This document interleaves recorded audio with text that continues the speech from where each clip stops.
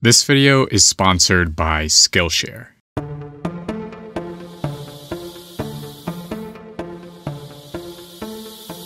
Curries, burgers, sushi, pizzas, tortillas. As a species, food is central not only to our survival, but also to our cultures. We love food. But as much as we love food, we also love to throw it away. The UN Food and Agriculture Organization estimates that globally almost 1/3 of food produced for consumption never gets eaten. And in the US, that number is even higher. 40% of the US's available food supply gets wasted every year. As a report from the NRDC notes, that's like buying 5 bags of groceries at the store and then just leaving 2 of them in the parking lot every time you shop. So today we're going to look at food waste with 3 questions. Why is excessive food waste happening? What are its environmental consequences? And how can we fix it? If all the food currently getting thrown in the landfill every year was instead diverted into meals for those in need, we'd be able to feed as many as 1.8 billion people. On top of that, food waste has been estimated to be responsible for roughly 8% of global emissions.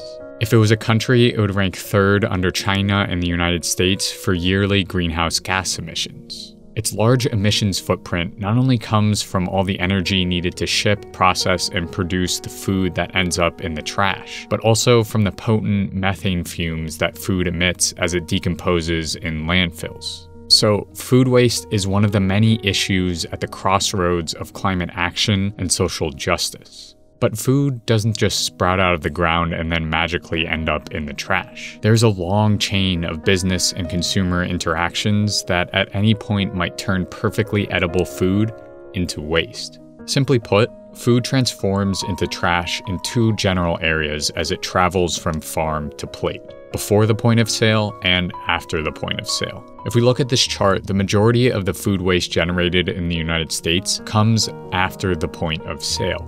But let's look at the food loss before that, on farms and in grocery stores, in order to understand how this all starts.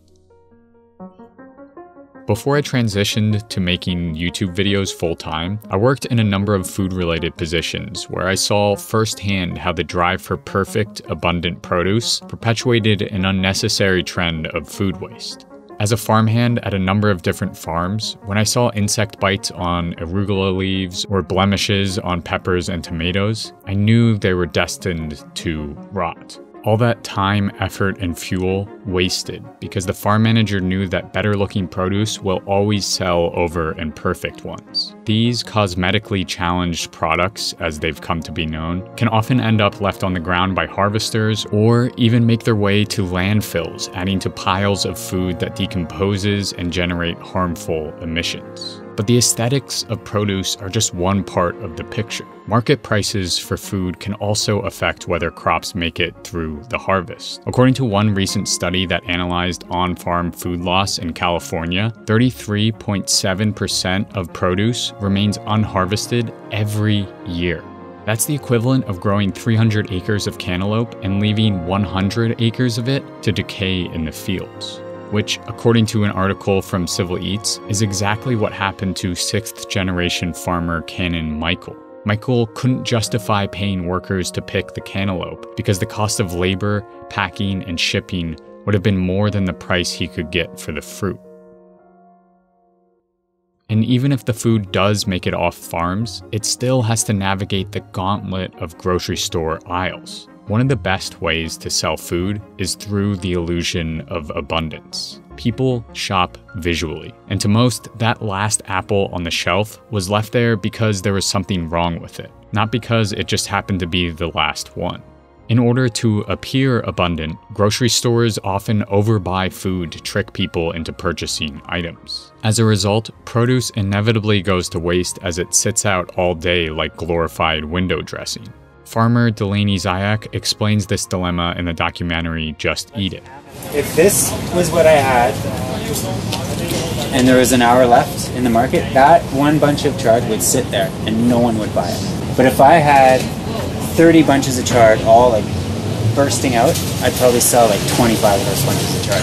So what does that say? Like People are totally impulse shopping. So at the grocery store and farmers markets, vendors face an uphill battle against the old saying, pile it high and watch it fly. They need to produce an excess of food to sell their goods, but that excess can at times lead to more waste.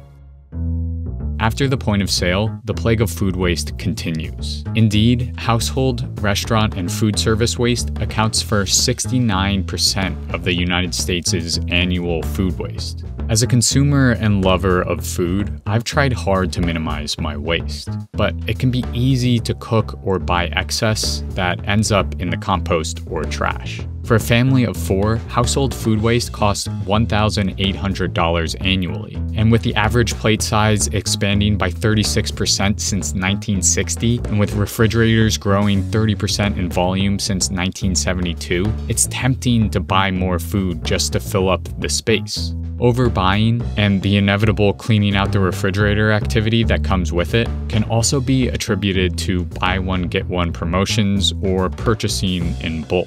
Our appliances, supermarkets, and even our plates are all nudging us to buy more.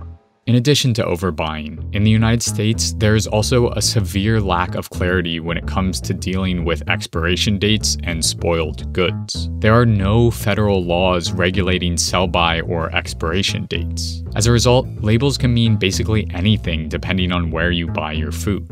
In Missoula, Montana, for example, milk's sell-by date is set at 12 days after pasteurization, even though the standard is 21 to 24 days. That's because in most cases, these dates are set by the milk producer and not a regulatory service. As one grocery vendor in Missoula laments, the 12-day sell-by date tells the consumer nothing. It's just an arbitrary number somebody came up with no scientific backing whatsoever. This lack of clear information regarding when a product actually goes bad means that households throw out perfectly edible food well before it expires. In short, there are marketing, labeling, cultural, and psychological forces all coming to play in order to make food waste a large problem in the United States. Ultimately, there are many vectors by which food becomes waste, whether in your own home or even before it makes it onto a grocery store shelf. But there is hope. There are very tangible solutions to these problems at all levels of the supply chain. At the individual level, solutions look like creating a plan to use all the food you buy, or using sites like Eat By Date to truly understand whether your food has expired and then composting it instead of throwing it in the trash. You can even get involved with groups like Food Not Bombs, which has local chapters all over the world that recover food from local restaurants and stores and give it to those in need. On the supply side, solutions look like reducing food demand by eliminating buy one get one promotions, donating food that's not fit for sale, or even using boxes and props to maintain the illusion of abundance without needed excess produce. And on a policy level, this means actions like standardizing expiration dates to accurately reflect the science behind foodborne illnesses. Food waste is a preventable problem. And addressing food waste means tackling both climate change and hunger in the process. We don't necessarily need fancy farming technologies to create more food for people who go hungry. We just need to work together on every level to more equitably distribute the resources we already have. And in doing so, we not only mitigate climate change, but also create stronger communities.